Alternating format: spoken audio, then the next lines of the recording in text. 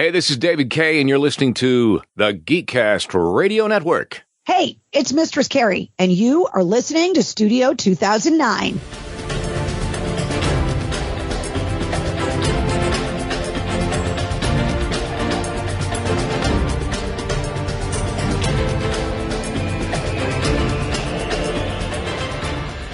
There's nothing wrong with your podcast player. Do not attempt to adjust the volume. Hello and welcome back into our studio. You are now inside Studio 2009, only on the GeekCast Radio Network. I'm, of course, Studio Mike.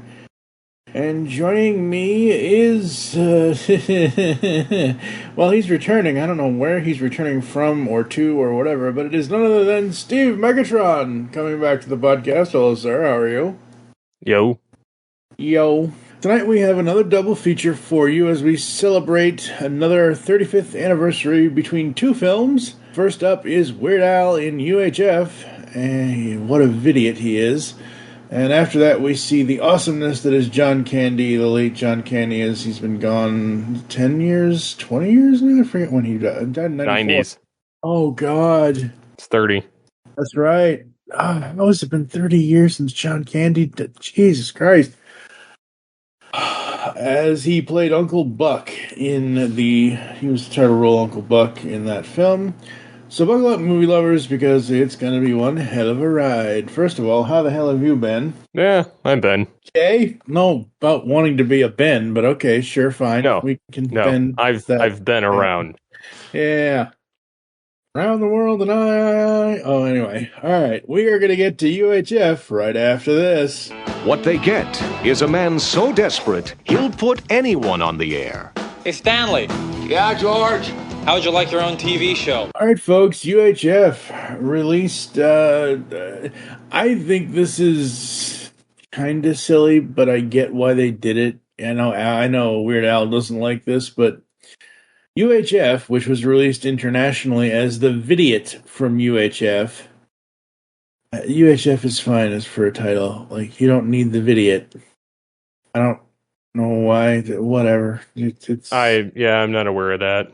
Broadcast. Well, it was international broadcast. It was the studio wanted something to appeal to the international crowd. Apparently, I don't know how someone being called a Vidiot would appeal to whomever, whatever. Directed by Jay Levy, written by Weird Al Yankovic and Jay Levy, starring Weird Al, Kevin McCarthy, Michael Richards, hey Kramer, David Bowie, Victoria Jackson, and more. The music was done by John Dupree, who would go on 1 year later to do the 1990 TMNT film music, as he did all three of the Turtles films, so very awesome. Budget back then was $5 million. Box office was 8.1, so it made money. It made its budget back, and it made money. So yay. Not much, but hey, 8.1 million's better than nothing, right? I guess. Yeah, I mean, maybe for back then, for like a B flick. Mm-hmm. Yeah. I have never seen this, as much as I have heard a bunch of Weird Al's music over the years, and I did watch, and we will do an episode, you and I, about his documentary he did, the Weird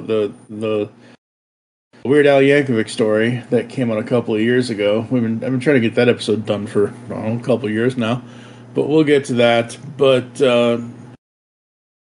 and then, well, this happened in 89, 35 years ago. I didn't really start listening to or finding his music until I think after Amish Paradise, maybe.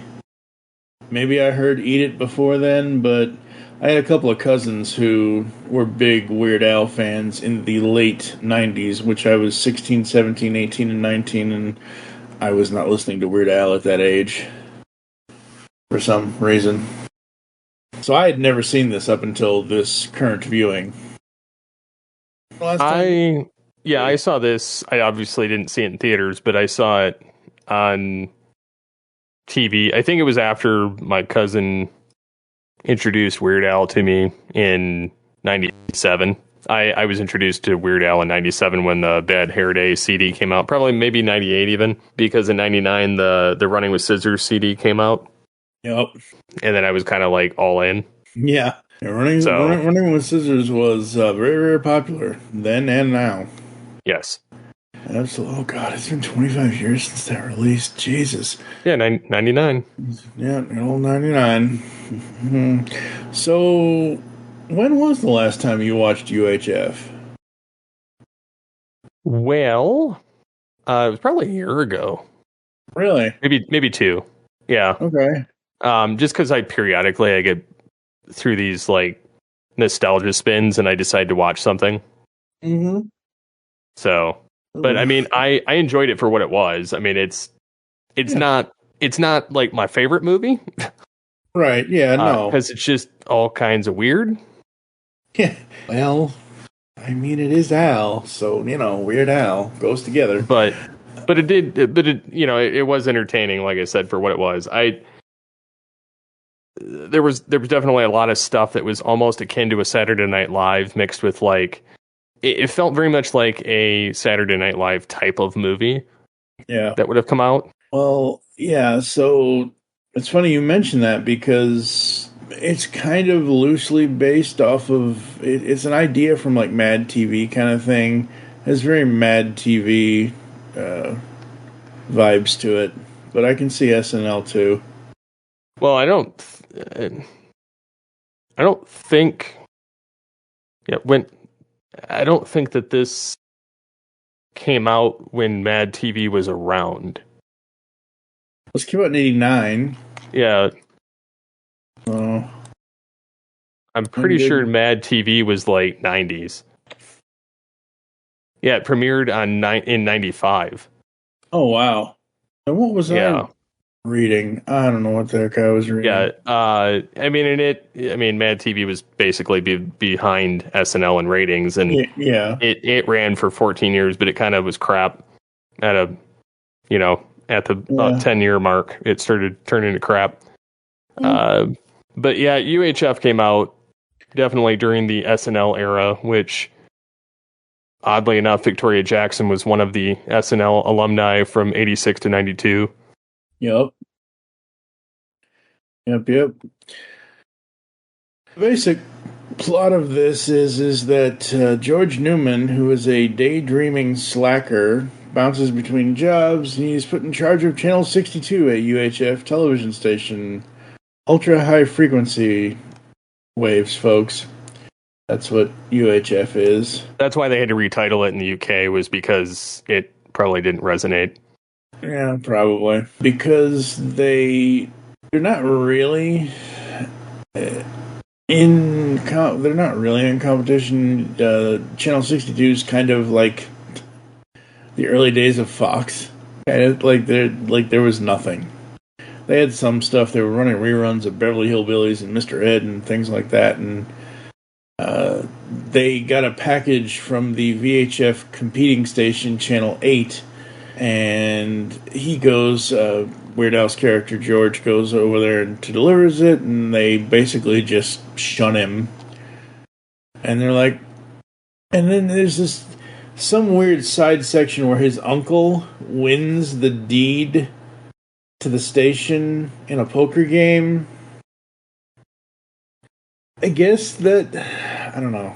That just seems strange, even for 1989 standards. I mean, not really. I mean, there was all kinds of weird crap happening in all of the 80s type films. I mean, I could see it happening in something like even Beverly Hills Cop. Mm-hmm. Winning something in a poker game, or just because the crazy stuff Axel would do. I mean, it's...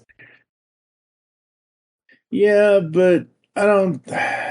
It's definitely comedy. Like, I mean, it's not... Yeah. It's not normally realistic, but if somebody's like a serious gambler, who knows what they would hand out. That's true. That is very true. So they go head-to-head with VHF, Channel 8, and UHF, Channel 62, and they end up rivaling the ratings between the two of them. Channel 8. Yeah, R.J. Fletcher. Yeah, good old R.J. Fletcher. Gotta love that guy. Not really. I didn't even recognize David Bowie in this. No. I know he's the best friend. He's Bubble the clown. But I didn't even recognize him in this. And I guess that's because I'm so used to his... Oh, wait a minute. This isn't the same guy, is it? No, you're thinking the singer. Oh, yeah, I was thinking this. That's why I had an owner. Yeah, it's not the wedding singer, man. It's not the wedding singer. Hey, now. This was the guy's only his second film, though. Oh, wow. Very cool. Yeah, so he was in a lot of other stuff that, I mean, really, I would not have seen. Yeah. Heavyweights was probably the first thing I would have seen him in outside of UHF. In his backlog, and then like The Cable Guy. Yep. And then Cheaper by the Dozen, and he was in Transformers Revenge of the Fallen. He was a Smithsonian guard. Right. That's right, he was. I remember the guard. I didn't know it was him, but I remember the guard. You might know him from Lois and Clark. Let's see, which one was Dr. Harry Liet? Wait, what episode was that? Oh God, it was in '95. I don't know, but yeah, I mean, he was in all kinds of stuff throughout the '90s and 2000s. Yeah, no, absolutely. He does more like voice stuff, I think, now than anything else. Like, he hasn't really done movies since 2011, and he hasn't done like television since 2020. So, but yeah, and then you get Fran Drescher, who's annoying in everything she's in. Shoot me now. This movie, it's the tone too. She doesn't talk like that, but that was the voice thing they were going for. I don't even like. I know the nanny character that she played on that show was a higher pitched voice than what she normally has. This here, where we see her now, is more of probably her normal everyday voice. It's still freaking annoying. Well, there was an episode of The Nanny where she actually talked normal. Yeah, and it sounded like this. And she sounded better. Oh, all right. Well, there you go. Yeah. So, like, I think these are just caricatures of herself that she was playing. And so probably. It's not like Victoria Jackson where her voice is naturally higher pitched.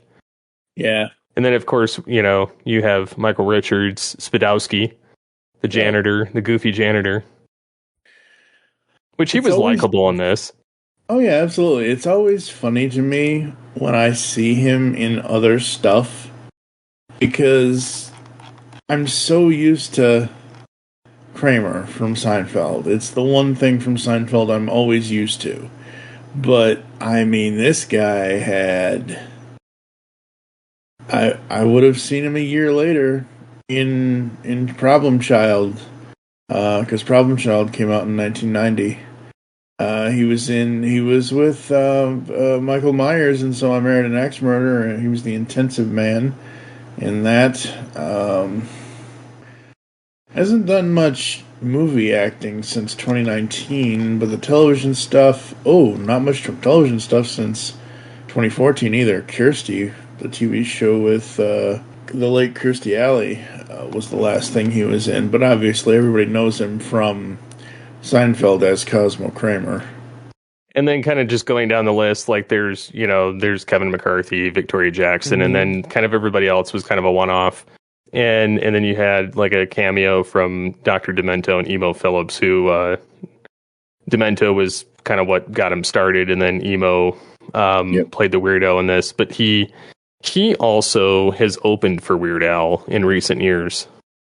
Cool. So at concerts, but yeah, that's kind of the gist of that. Yup. Do you have a favorite moment or a favorite line out of this movie? The fire hose. Yeah, that was hilarious. Yeah, I liked the fire hose. We're gonna get the fire hose, and then the kid gets in front of it and gets blown away. Yep. And then they took the Newman name obviously from like the Mad Magazine mascot Alfred E. Newman. Mm-hmm. Yep. But I liked all the different shows on there, and then I guess they based Spadowski's role off of Christopher Lloyd in Taxi. Yeah. But yeah, so I mean, I liked that scene, and then I liked some of the goofy commercials that were in it. I mean, they had different shows that were kind of showing up in there, just kind of throwing stuff off with just basically throwing stuff onto the wall and seeing what stuck. And then, I mean, they really parodied a lot of different shows because that was kind of the premise of everything, was just kind of making fun of it all and doing their own like overly over the top type thing. And then they had, the Rambo type character. With Weird Al playing it, and that was funny. And then he's just like, "Rah!" And they've got the fake muscle, and he's just blowing away everything, and it's just random, cut in stuff, exploding. And then I liked the Spatula City. Spatula City, come on down. We're open all weekend long. We sell spatulas, deals. And that's all. Oh, but man. Yeah, I mean, there was some that, like I said, there were so many funny parts throughout the movie, and then the fact that they had to be saved at the end, it kind of is entertaining. And then the alien. Yeah, the alien. It wasn't bad. The alien wasn't bad, but like... No, it was funny. Yeah, it was funny, but I don't know. I'm kind of over that whole twist in movies. Like, I know this is an old movie. It's 35 years old. I get it. It was a thing back then to do that, but... I don't know. And then the other thing was that I noticed watching this, I'm like, this feels a lot like something that would come out later in the 90s, which will actually be 30 years old next year in 2025. As long as you folks aren't hearing this in 2025, depending, but you probably will be hearing this in 2025. Empire Records came out in 1995. Essentially the exact same thing, but a music store versus a different music store. The exact same plot, different characters, different situations, but 90s comedy versus 80s comedy stylings. Yeah. So when I was watching this, even though I had never seen it before, I was like, oh, okay, this is like the opening. I was like, oh, okay, this is cool. He's Indiana Jones. He's doing the whole Raiders of the Lost Ark thing. He's doing the giant boulder's going to crush him, and the giant boulder crushed him. Kind of reminds me when Judge Doom got rolled over with a steamroller by a toon. Hey, that movie came out a year earlier than this one. But no, I enjoyed this. I thought it was funny. I thought it was interesting. It's nice to see... I mean, I've seen Weird Al do some acting. Like you said, he's mainly doing voices now. He's been doing voices for the longest time. He's done other stuff too, like... Oh, yeah. But... Yeah, I mean, he was in his own biopic type film with... Yep. Yeah, the, Weird, the Al Yankovic story. Yep. With Daniel Radcliffe playing him, which was interesting. Yeah, that was funny. And it's funny because the last studio album Al came out with was in 2014. Mm-hmm. Which is sad. Yes, it is very sad. We need a new Weird Al album. Yes. This is on, if you guys have high definition, this is on 35th anniversary 4K HD Ultra Blu-ray. So you can get that. Because I was actually going to look into getting it for this, but I forgot to do so at the time. So it is on physical media. It's on digital media everywhere. Yeah, UHF, it was a fun, interesting commentary on the times, I guess, for parody and for the movie industry as a whole, really, like how television, not movie, you idiot, the television industry was back then, and how, we actually used to have stations competing against each other and doing all that kind of stuff, and it's like, oh, really? That happens now? Not really, but it's the good old days. Well, and then we have the fact that they'll never make another sequel to this, which is good, but need it. It very much hits like the modern, in a sense, like the internet humor. Uh-huh. Like, because there's all kinds of goofy videos and stuff in this that wouldn't make sense today to make, because a lot of the stuff is like there's a modern version of whatever it may be nowadays that's equally goofy. Yeah. Putting it nicely. Yeah, absolutely. Is this something you would recommend people watch? I mean, I would say if you're a fan of Weird Al and if you're a fan of like goofy 80s comedies, then yes. If stuff that's kind of obscure and goofy but without a point kind of goes over your head and it's not something that you'd be entertained by, maybe pass on it. But I mean, I wouldn't see it as like a movie that you just watch over and over and over, you know, maybe like a once or twice thing, but unless you're a big fan of Weird Al, but otherwise, like, I mean, it's not bad. Very cool, very cool. Yeah, I would recommend people check this out. Probably give it a 4 out of 5, most likely, on the grade scale. What about you? I would probably give it about that. Cool. All right, folks, 4s all around. We are going to go to a quick break. You're going to hear some podcast ads and some other stuff, and we will come back with Uncle Buck with John Candy and Macaulay Culkin right after this. Hello, geeks and geekettes! Looking for a podcast that covers a vast array of topics? Then check out Altered Geek Unleashed, where we discuss our thoughts on this week's geeky news, tech, gaming, television shows, movies, cartoons, comics, and more. So, get altered, get geeky with the Altered Geeks. Every Friday on the GeekCast Radio Network. Are you missing entertainment in your life? Welcome to Captain Ruggles Gaming. Whether it's guides, roleplay content, or our shenanigans with our collaborations with the 20 years standing strong Fart Clan, also known as Fast Action Response Team, or the Wrecking Crew, we have something for everyone. So join us when we traverse the cosmos of space games, survive the undead in zombie games, or just having fun in first-person shooters or random indie games. Visit us now at geekcastradio.com and youtube.com/@Captain Ruggles, or Google search Captain Ruggles Gaming. It's game time, and I'll see you out on the battlefield. Hey, Jared, I have this idea for a new show for the network. What is it? You know how I liked the 1990s comic book series, The New Warriors? Yes. Yep. And you know how at the Long Box Crusade we're trying to get the YouTube channel going? Yes, also correct. Well, thanks. So, how about you and me do a live stream show about the New Warriors? You've never read the books before, and I have them, and so that's a great setup. We could give it a catchy name, like Come Out to Play. Don't you think that's the greatest idea? Sure, Delvin. That's a great idea. Just one question. Yeah? Why do you have me dangling off this ledge, holding me by only one arm? Oh, yeah. Well, you'll get it soon. I hope. Come Out to Play, a New Warriors podcast, comes to you live on YouTube every second Tuesday of the month at 8 p.m. Eastern on the Longbox Crusade channel.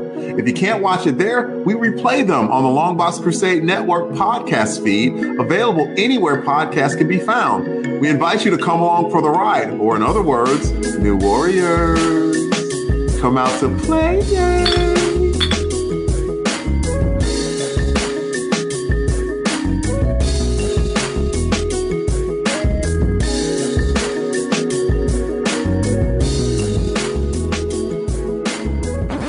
Good morning, loafers, and welcome back to a fantastic show. We've got with us today Brian Blanchard and Brian Johnson, the Social Loafers.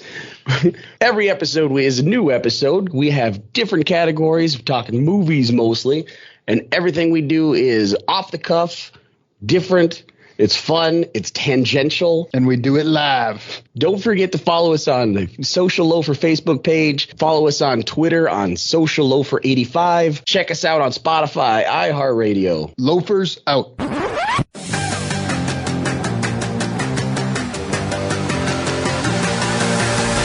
Hi, welcome to Up Nerd. What is Up Nerd? Up Nerd is a podcasting network of shows hosted by me, The Uneven Flow. People have told me I like to talk at them about a pretty wide range of topics, comics, games, movies, books, whatever, and now I'll be able to talk at you. Along with the weekly show will be 2 bi-weekly shows. First we have Find You Pick, a show where one host picks a movie, then both hosts have to watch it. Then the next episode, the other host picks the movie. Each show will have a breakdown of why it is that movie was picked by that host, after which will be a discussion about what it is we just watched. Lastly, we have the show Top 3, Bottom 3.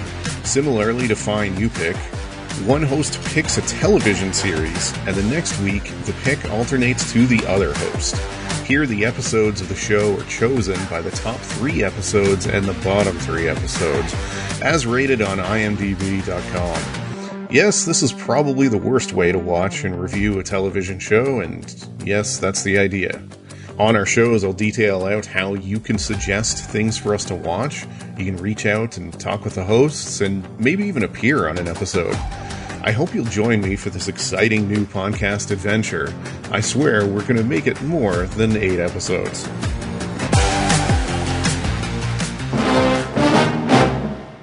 Where do you live? City. Do you have a house? Apartment. Own or rent? Rent. What do you do for a living? Lots of things. Where's your office? I don't have one. How come? I don't need one. Where's your wife? Don't have one. How come? It's a long story. Do you have kids? No, I don't. How come? It's an even longer story. Are you my dad's brother? I'm your dad's brother, all right.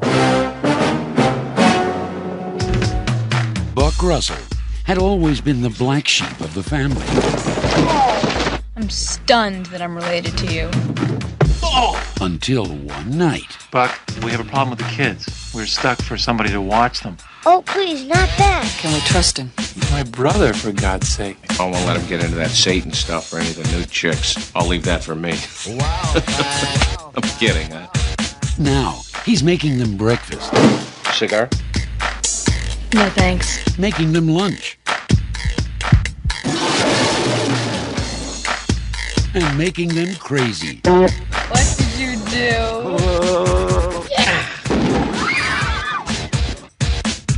He's irresistible. I want to ask you why I'm so attracted to you.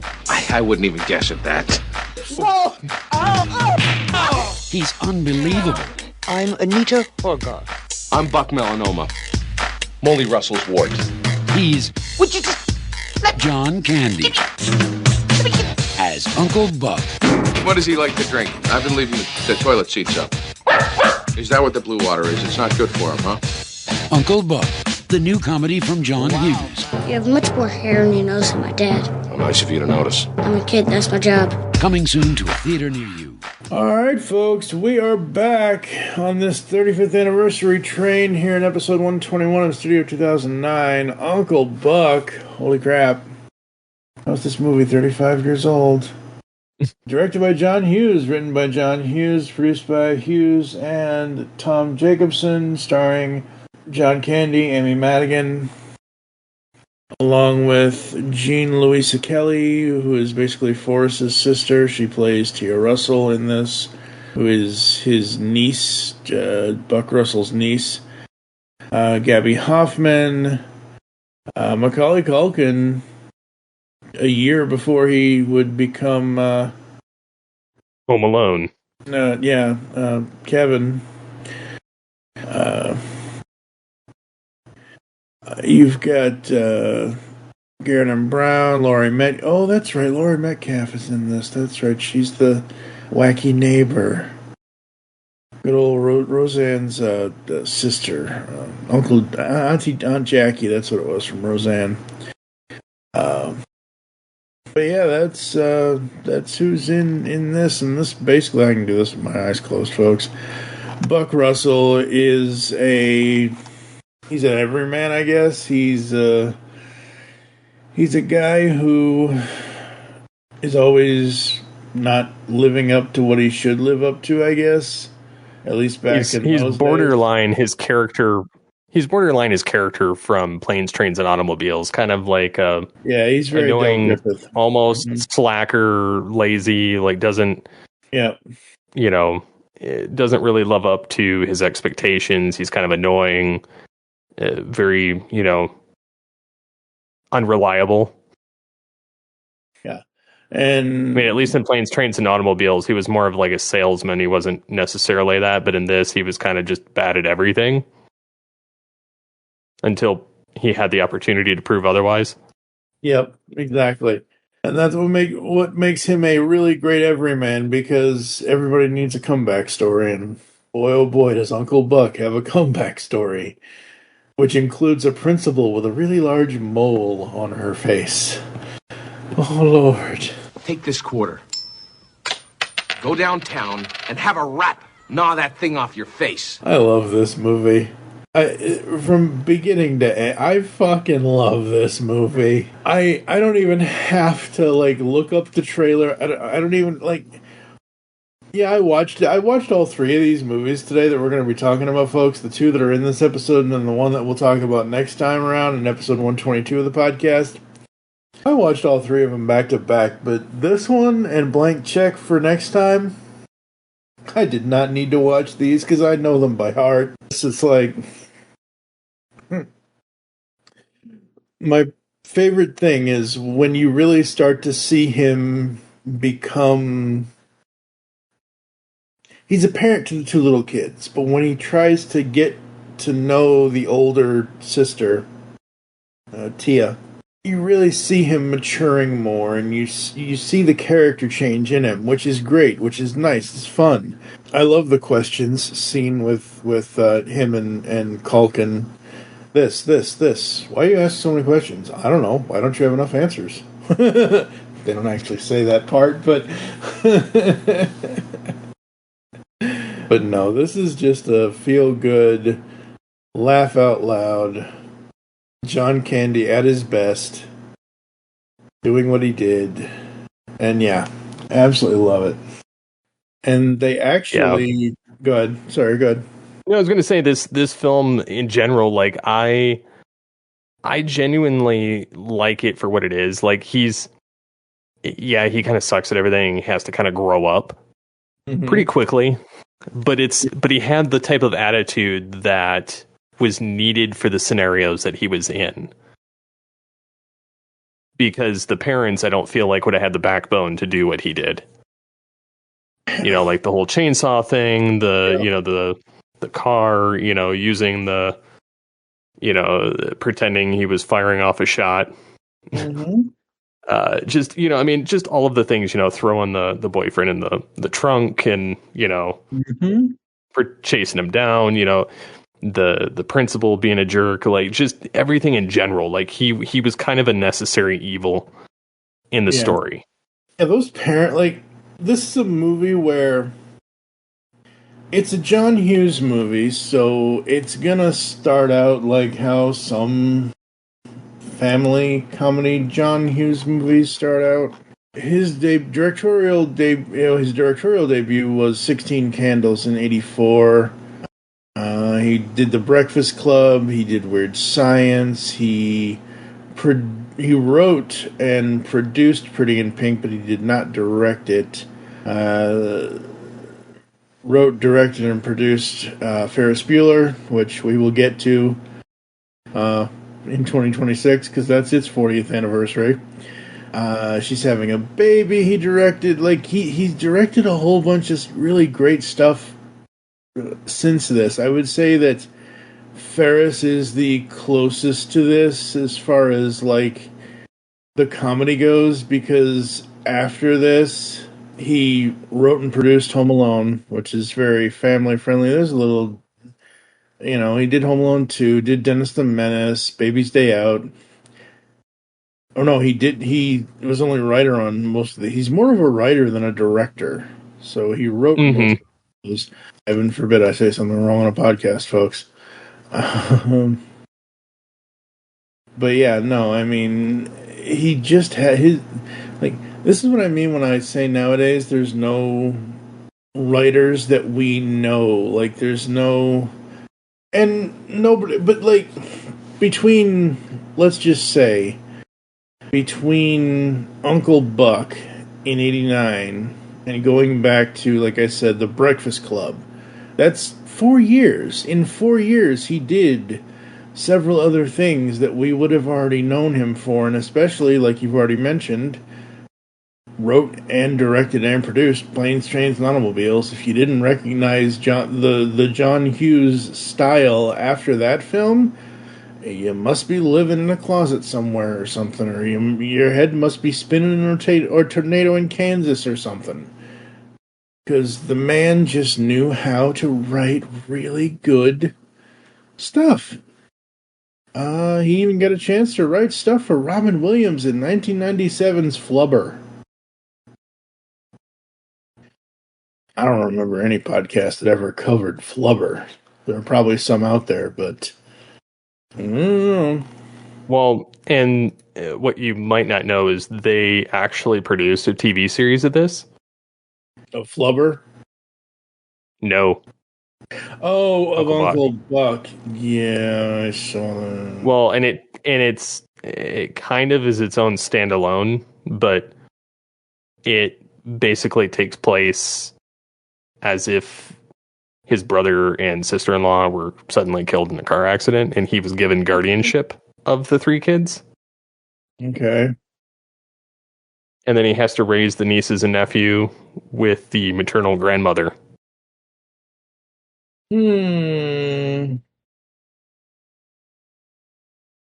It was bad enough it only went 1 season. It didn't have John Candy. No, because that was no.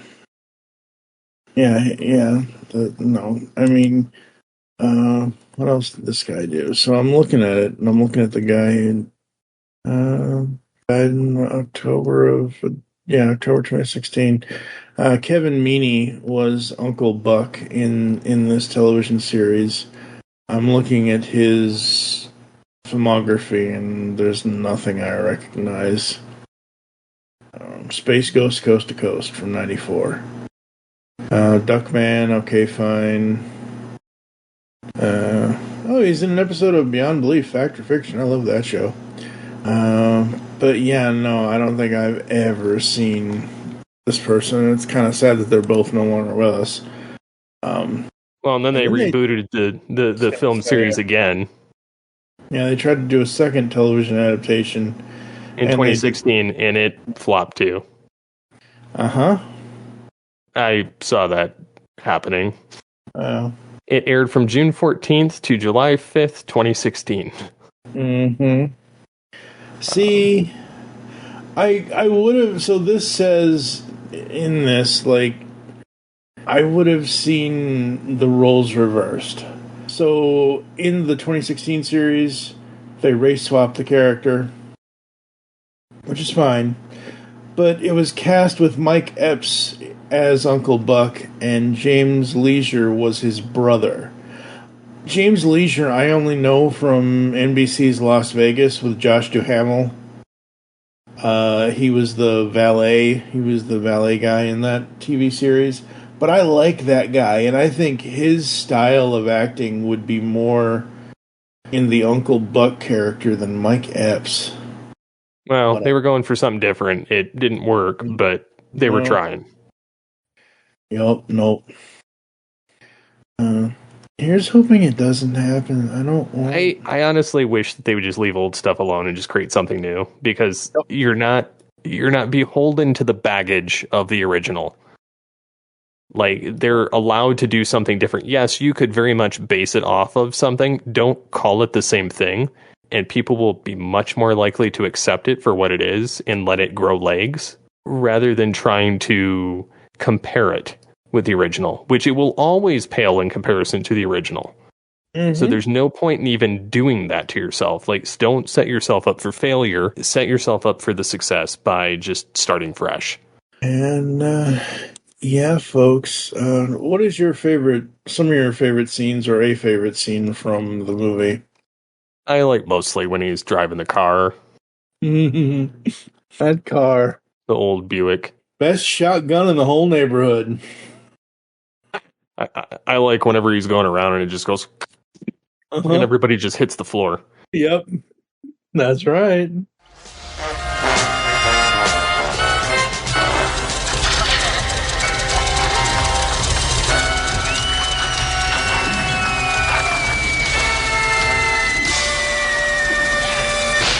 Ladies and gentlemen, it is I, TFG, and Mike with a correction on the car. It is not a Buick.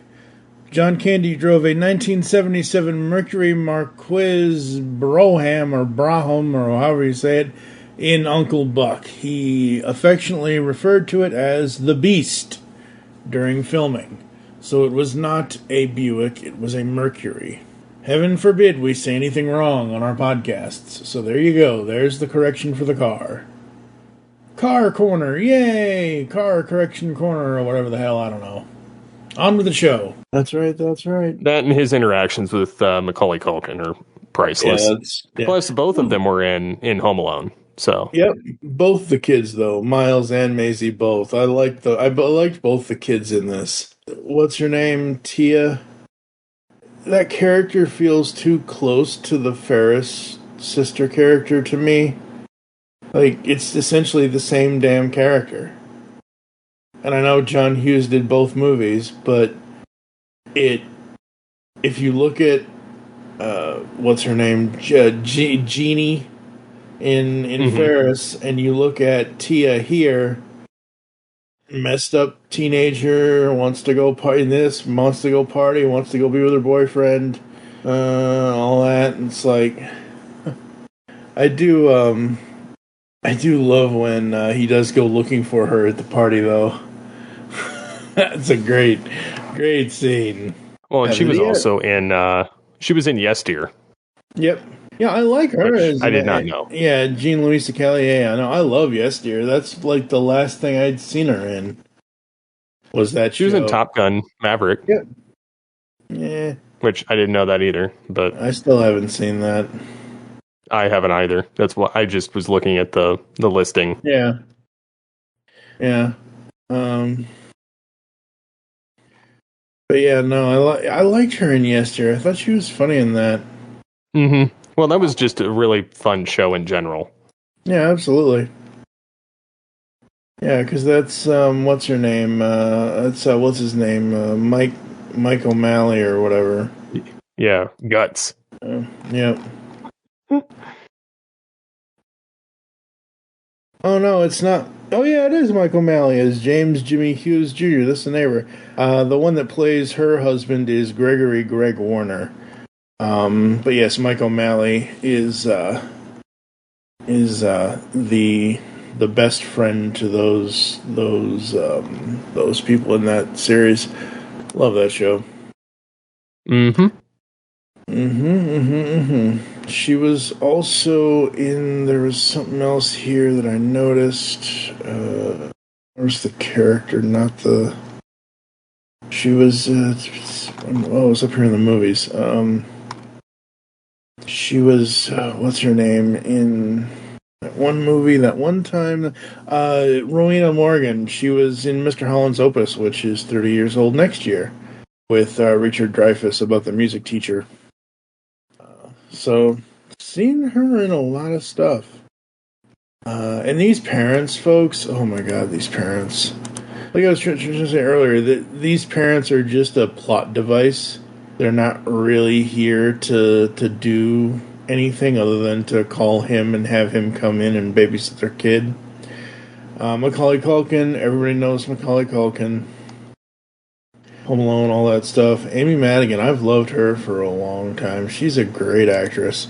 She plays Shanice in this Buck's girlfriend. What else was she in? She was in... what else? Let's see. Time for Dancing. I swear there was something else that she was in that I... Like, hey, I know her. That's that person. I can't see it off the top of my head. Let's see. Anybody else in the cat? Laurie Metcalf, I mentioned already, was Aunt Jackie and Roseanne. She's done other things. That character, though, Marcy Dahlgren Frost, oh boy, I wouldn't want to run into that character on the street. She crazy. Crazy. Uncle Buck also is on. It's next year. I wish it was being released this year to coincide with the 35th anniversary, but next year it is getting its own 4K UHD release on physical media, so there's that. I did also want to... The thing he has usually in the movie, it's a nail gun, right? Or is it a drill? It's a drill. That's what it is. It's a drill. It's a drill with a drill bit on it. Yeah. Guess what's out right now that anyone can purchase at any time? They've finally done it this year. Thanks to the 35th anniversary of this movie. There's an Uncle Buck Funko Pop. And he's got the drill. Now, I don't know if Funko's ever going to do this, but if they did a pop ride of him in that car, as long as there was a smoke effect that you could attach to it, kind of like how Transformers have blast effects, that would be amazing for a Funko Pop ride. They have Buck Russell in his car. Oh, man, that's crazy. No, but I love this movie. This is a movie that, like, I will watch endlessly if I need to laugh, because he's just that damn funny. This movie is just that damn good. Damn. So good. Anything else we want to say about Uncle Buck before we rate it, sir? I don't think so. Alright, what are you going to give it? 0 to 5? I'll give it a 4. I gotta give it a 5. I mean, there's not much in here that, even looking back on it, even though I love the movie, there isn't anything, like...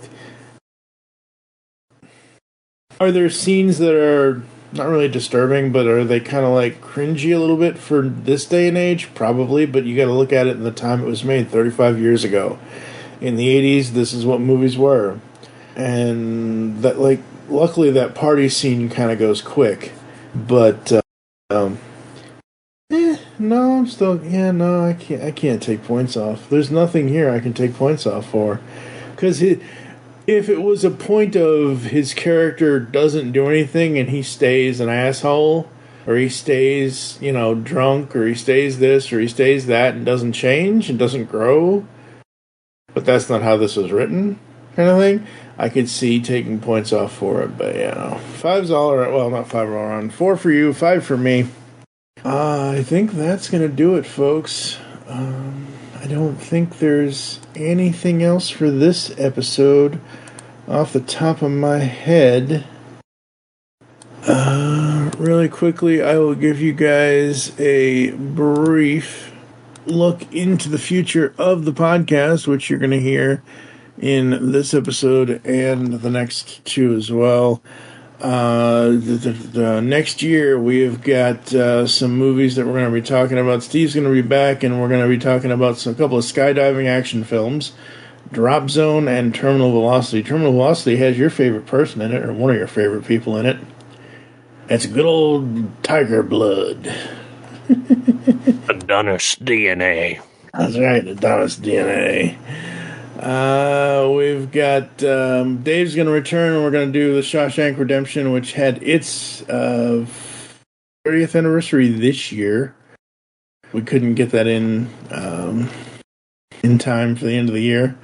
And then Dave and I are going to return to the Adventures of Columbo with Columbo's series. So we're going to do episodes for season 2 for Columbo. Also this year, whenever you find people listening to this, Steve and I are going to do a, what is it, 15th anniversary? No, 20th. Holy shit, I'm getting old, dude. 20th anniversary for the Dark Knight trilogy. Batman Begins was 2005. That's crazy. I know, right? Seems like just yesterday we did those movie week in review episodes about that franchise. But yeah, we're going to cover all 3 of those movies, the Dark Knight trilogy. Considering we have already done Burton's Batman and Schumacher's Batman on this podcast a few years ago, I will relink those episodes at some point, folks. But yes, we're going to do the Dark Knight trilogy, celebrating the 20th anniversary of Batman Begins. Yeah, very, very, very crazy. So that's what's kind of coming up here inside Studio 2009. Anything else you would like to say before I run through the closing, sir? I don't think so. Okay. Thank you for joining us here inside Studio 2009. If you'd like to get in contact with us, leave feedback for the show, there are several ways to do so. Visit the website, geekcastradio.com, and you can also check out shop.geekcastradio.com, buy our stuff. We have a brand new store that we're promoting now, so there's that. If you'd like to send us email, it's feedback@geekcastradio.com. We're on all the podcast. Yeah. We are on all the podcatching clients, so you can check us out on whichever one you prefer. We're on Twitter, X, whatever, at GeekCast Radio for the network, at It's Studio 2009 for the podcast. I am at TF2 and Mike, and you are, sir? At SCP-21. Become a fan on Facebook. Go to facebook.com/GeekCast Radio Network. You can also check out Studio 2009 podcast over there as well. Next time, Steve returns one more time for 2024. I almost said 2023. This time displacement sucks, folks. But yes, one last time for 2024. As we're going to be celebrating a 30th anniversary, the last one for this year. We didn't fit all the ones in that I wanted to, but that's okay. But we're going to talk about Disney's Blank Check. Oh boy. For now, I am TF2 and Mike with Steve Megatron. You'll hear us back in the studio soon. Blasphemer!